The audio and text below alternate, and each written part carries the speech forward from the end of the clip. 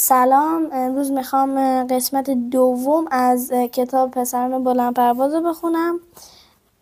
داستان جورج و استریلر که در 1921 به دنیا اومده و 1997 از دنیا رفته. بریم داستانش رو بخونیم. جورجو در نوجوانی همیشه فکر میکرد که نمایش‌های تئاتر کسالت آور و بیروح است. فکر میکرد تئاتر حتی به گرد پای تلویزیون هم نمیرسد. در یک روز تابستانی داغ از کنار علامتی رد شد که به یک ساختمان کولردار اشاره میکرد. دید که در داخل ساختمان نمایشنامه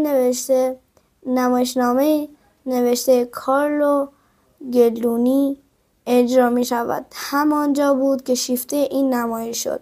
آن هفته هر شب اجرای آن نمایش را تماشا کرد.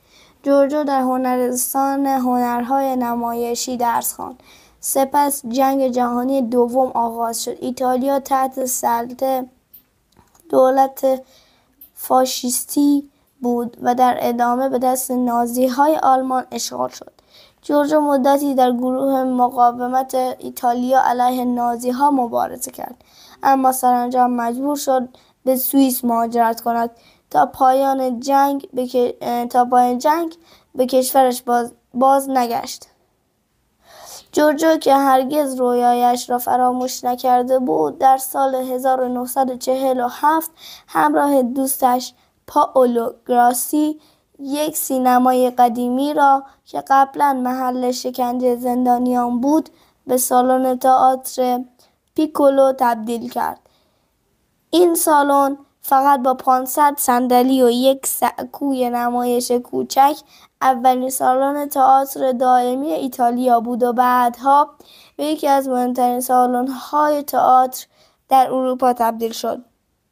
جورجو می‌خواست این سالن تئاتر محلی برای مردم عادی و طبقه کارگرها و فقیرها باشد، درست مانند زمان شکسپیر که تئاتر مخصوص سرگرمی مردمان معمولی بود. او سالها بعضی از مهمترین نمایشنامه‌های دنیا را در آنجا به اجرا درآورد. خودش را هم کارگردان تئاتر خواند که قبلا مرسوم نبود، چون تا آن زمان خود بازیگران کارگردان نمی‌کردند. او نحوه اجرای تئاتر را متحول کرد، چون خودش را تفسیر کننده آثار دیگران می‌دید، یعنی نوعی واسطه که نمایشنامه‌های بزرگ را اجرا می‌کند. در تئاتر پیکولوی جورجو هنوز هم نمایشنامه‌ها به صحنه می‌روند، نمایشنامه‌هایی برای همگان، نمایشنامه‌هایی که می‌خواهند ذهنیت کودکان را تغییر دهند، که ممکن است فکر کنند هیچ چیز به پای تماشای تلویزیون و بازی‌های کامپیوتری نمی‌رسد.